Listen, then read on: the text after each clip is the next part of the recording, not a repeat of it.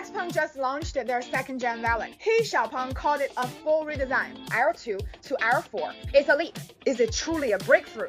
Let's break it down today. Explore XPeng's second-gen, Black, and experience it firsthand. At the launch, a formula was shared. Autonomous driving equal model times computing power multiplied by data and the car. Let's open it up and see. First, let's talk about the AI model itself. Right now, most car makers testing out AI model. Most see self-driving as essentially physical AI. The AI we often discuss, like ChatGPT or text-to-video tools, that's all digital AI. Their world is just ones and zeros in servers. Input text, output text, mistake, delete and retry. But self-driving tech, that's real-world AI. There's an extra layer here. That's the main body, the car itself. Even if AI understands, it still needs to steer and drive and brake to act. It's like picturing the perfect shot in your head, but you need the physical ability to actually throw the ball. If your body won't cooperate, plans don't matter. The real world is tougher than the digital world. Digital world inputs, structured text, outputs just yes or no. But in reality, you get a non-stop video feed, no punctuation or paragraphs, just data. Like, watch unedited security footage. Decisions must be instant. The car outputs steering angle and throttle. Signals need to be smooth and continuous, not jerky or fragmented. XPeng believes no existing language model or vision language model. You can't simply apply them. So the second-gen Volo was purpose-built, native, multimodal, foundation model for real-world driving. Back in the day, cameras did their thing, radars did theirs. Then they tried to piece it all together. Like a jigsaw, easy to misspell and time-consuming. In this model, XPeng designed the native multimodal Talk-to-Ninja AI. It is like equipping the car with a processor handling visual and audio signals together. Once data arrives, it merges visuals and audio for instant understanding, efficient and reliable. Also, older VLS systems used to turn camera input into words first, then act on the command. This step causes delays and info loss.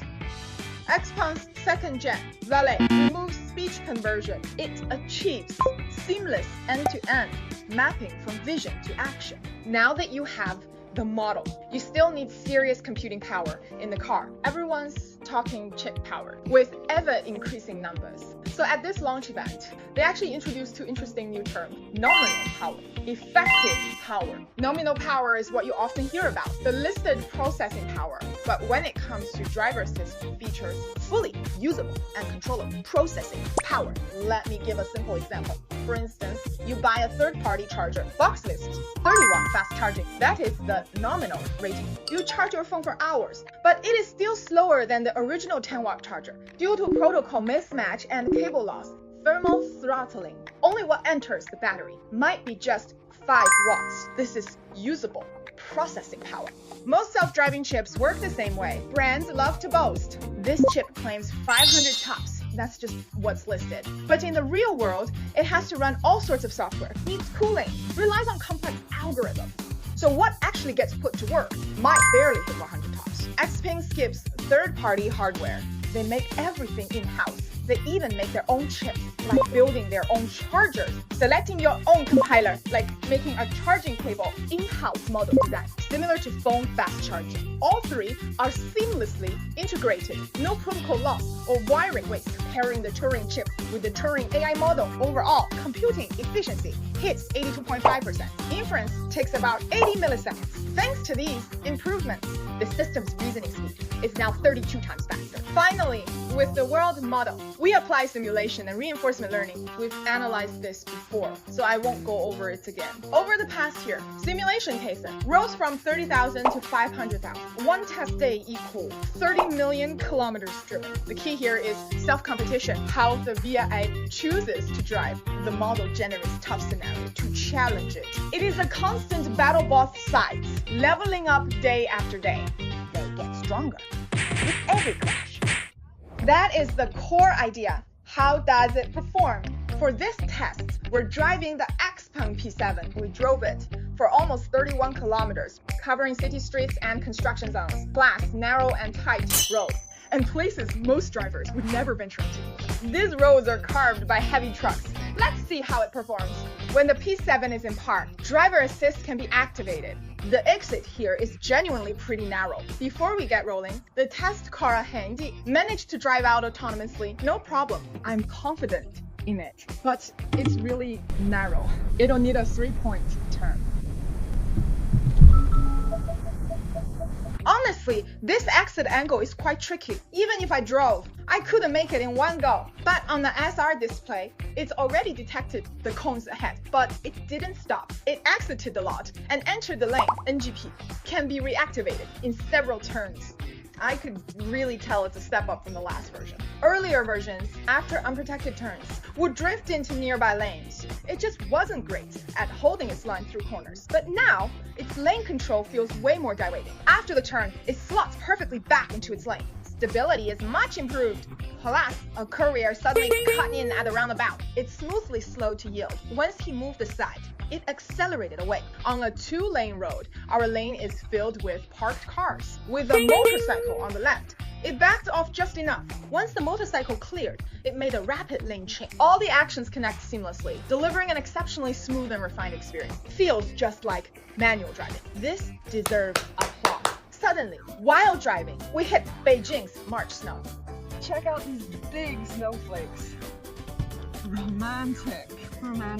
With these snowflakes, the sensors experienced no significant impact. However, as I drove in the innermost lane, I noticed something. Its path isn't centered. It hugs the right side of the lane. It occasionally crosses dashed line. And during some turns, decision-making is slightly delayed. It sometimes merges over solid lines. It wants to cross the lines. Next, on a narrow street, it deftly avoids parked and oncoming cars. Smoothly, no harsh braking or sudden stops. Keeps a safe distance. What about exiting the side street? We need to wait to turn left with blocked side views. Left turn onto the main road. It skipped a full stop to check traffic.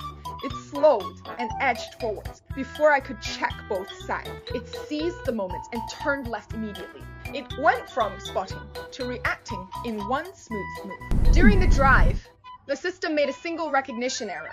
That spot was still about 900 meters away from the traffic lights. Yellow grade lines ahead. The P7 stopped before the yellow grade. That scene reminded me of testing Tesla FSD before. At the time, Tesla detects HM at the yellow box, so it stopped. But this time, XPeng stopped at the yellow grid with clear traffic. The S2 display said it was stopping for a red light. Finally, I tapped the accelerator and it moved on.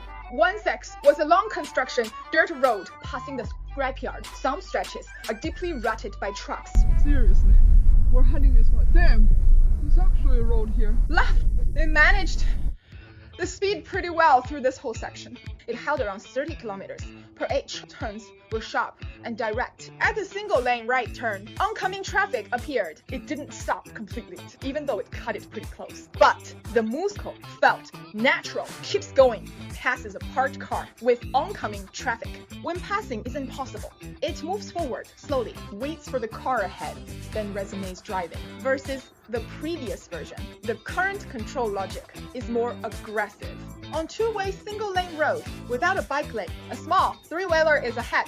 In our lane, an oncoming car approaches. After it passes, it instantly changes lanes to overtake, then returns to our lane. Keeps rolling straight. With an EV up ahead, the oncoming car is pretty close. Now he still moves left to overtake in the opposite lane. Let me put it this way. It overtakes with ease, but you might feel a bit of psychological pressure. That's a classic example of a benchmark test segment. Have you noticed that? My phone screen is displayed on the center console. It's just a brown dot on the screen the whole time. This is XPeng's new Ride Comfort mini program. Spilled after securing it. It tracks ride bumps and updates how much coffee you've got left. Switch to Pro mode for stats like acceleration. I apologize, but my phone crashed midway. Before it glitched, I think it showed us about 80 mils left. The main reason most coffee spilled was due to steering. To be honest, the steering actually felt pretty natural No discomfort. Cornering control feels like a seasoned driver. Handling is like Tesla's FSD, very similar. All things considered, the standout feature for me is from sensing to control. Efficiency is clearly improved. The way it dodges obstacles is impressively seamless. Plus, it offers a seamless driver assist mode, even if you suddenly need to take control. The car doesn't wrestle you for the wheel. On this stretch, solid lines appear frequently, including situations where it veers right within the lane. We spoke with the engineers, and according to them, with the official update, this issue will be fixed. What do you think of its performance? Comment below.